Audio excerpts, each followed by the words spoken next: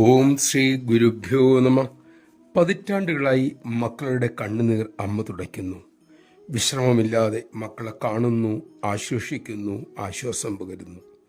അമ്മയുടെ കഠിനമായ ഈ അധ്വാനം കണ്ടിട്ട് വിഷമത്തോടെ ഒരിക്കൽ ഒരു ഭക്തൻ ചോദിച്ചുപോയി, അമ്മ എന്നാണ് ഈ ജോലി നിർത്തുവാൻ ആഗ്രഹിക്കുന്നത്? അമ്മ അരുളി, മക്കളെ, ഇത് ജോലിയല്ല, അമ്മയുടെ ആരാധനയാണ്. ഈശ്വരൻ അമ്മയുടെ മുന്നിൽ മക്കളായി വന്നിരിക്കുന്നു. നിങ്ങളെല്ലാം അമ്മയുടെ ഈശ്വരന്മാരാണ്. അമ്മയുടെ പ്രേമം സ്വാഭാവികമാണ് മോനെ. സൂര്യൻ പ്രകാശിക്കുന്നു, കാറ്റ് വീശുന്നു, അതുപോലെ അമ്മ സ്വഭാവേന മക്കളെ സ്നേഹിക്കുന്നു.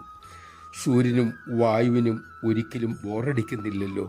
അമ്മയ്ക്കും അങ്ങനെ തന്നെ. പ്രേമം ഇല്ലാത്തിടത്തെ ബോറടി ഉണ്ടാവുകയുള്ളൂ മക്കളെ. ഭക്തൻ തിരക്കി, വരും നാളുകളിലും അമ്മ ഈ ശൈലി തന്നെ തുടരും എന്നല്ലേ അതിൻ്റെ അർത്ഥം?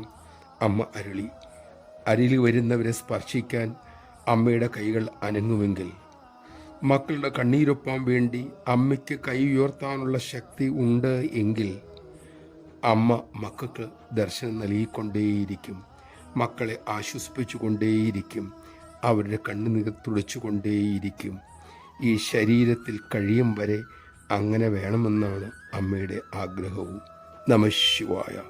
പ്രേമമൂർത്തിയായ കാരുണ്യമൂർത്തിയായ അമ്മയെ ശരിയായി സ്നേഹിക്കാൻ നമുക്ക് സാധിക്കട്ടെ.